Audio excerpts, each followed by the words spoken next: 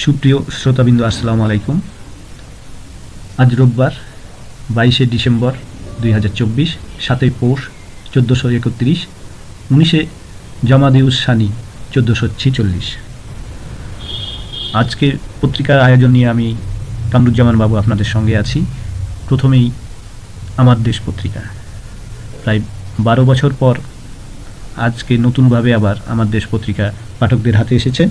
আমার দেশের পাঠক যারা আছেন তারা আজকে নিঃসন্দেহে প্রাণ ফিরে পেয়েছেন এবং আমি মনে করি এই পুনরুজ্জীবিত হওয়া আমার দেশ আগামী দিনেও গণমানুষের পাশে থাকবে, নির্যাতিত মানুষের পাশে থাকবে।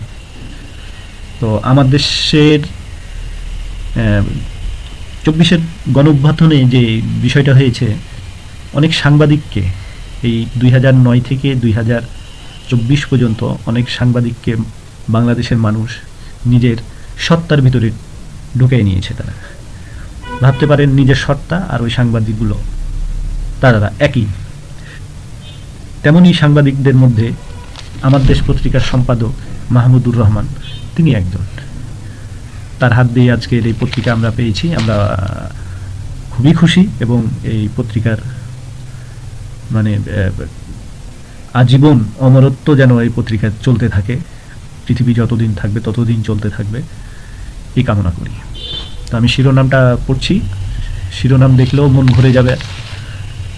দিল্লিকে ঢাকায় অ্যাটাক করতে বলেছিলেন শেখ হাসিনা, এটা প্রথম পাতার লিড।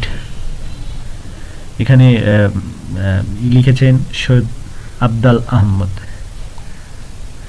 তারপরে আছে বদরুদ্দিন ওমরের নিবন্ধন আছে, হাসিনার নাম আস্তাকুড়ে নিক্ষিপ্ত হবে।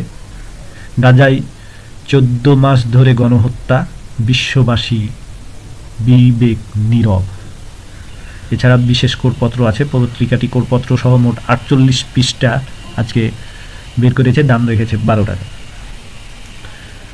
আর ওপরেই আছে বাংলাদেশ জঙ্গিবাদ মাথাচাড়া দেবে না, বাংলাদেশে জঙ্গিবাদ মাথাচাড়া দেবে না ডক্টর ইউনূস।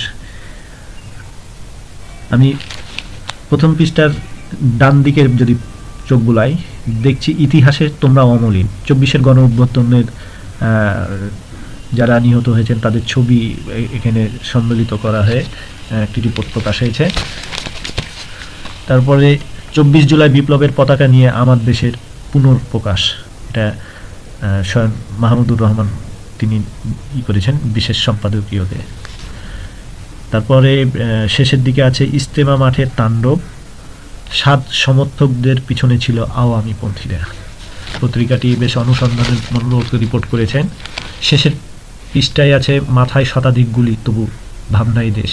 আসলে যারা দেশপ্রেমিক হয় তারা যে অবস্থায় থাকুক, দেহের ভিতরে যতক্ষণ প্রাণ আছে তারা দেশকে নিয়েই ভাবে। আর একটি শিরোনাম আছে ঢাকা দিল্লি উত্তেজনা, চীন সফরে আমন্ত্রণ পররাষ্ট্র উপদেষ্টার। আমার ডান দিকে, শেষ পৃষ্ঠার ডান দিকে, শহীদ সোহরাওয়ার্দী হাসপাতালে ভালো যন্ত্র নষ্ট দেখিয়ে বেপরোয়া দুর্নীতি।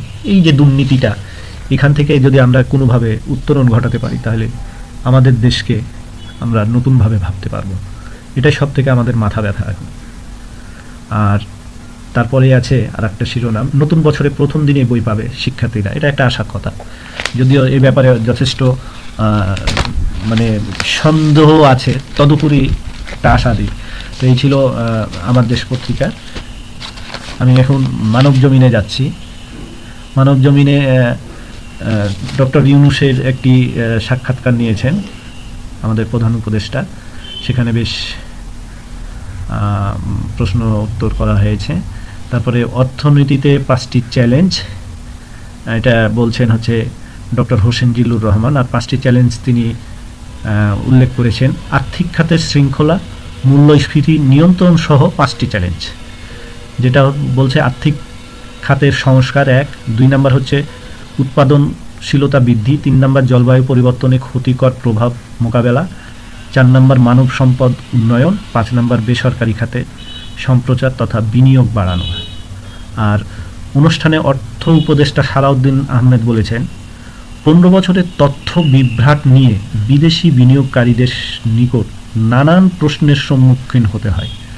অর্থাৎ এই যে অর্থনীতি নিয়ে যে একটা লুকোচুরি সব সময়, সেটা দেশে এবং বিদেশের সাথে যে তথ্যের যে একটা গড়মিল, এবং সেটা হচ্ছে পুকুর চুরি বলেন আর আকাশ পাতাল বলেন, যেভাবেই বলেন সেটা বলা যাবে, সেই জিনিসটাই বলছে যে তথ্যের বিভ্রাট।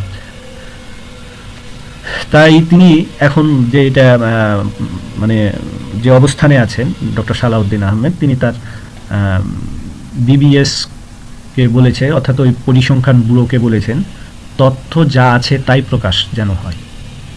মানে এখানে কম আর বেশির কোনো দেখানোর দরকার নাই, আমাদের মিথ্যা তথ্যের প্রয়োজন নেই, ক্ষমতা দেখাতে আমরা এখানে আসিনি, আমরা এসেছি কাজ করতে, যেটা ডক্টর ইউনূসও বলেন, এখানে আমরা একটা স্বপ্ন নিয়ে এসেছি। তো যা হোক, এই ছিল আজকের মতো।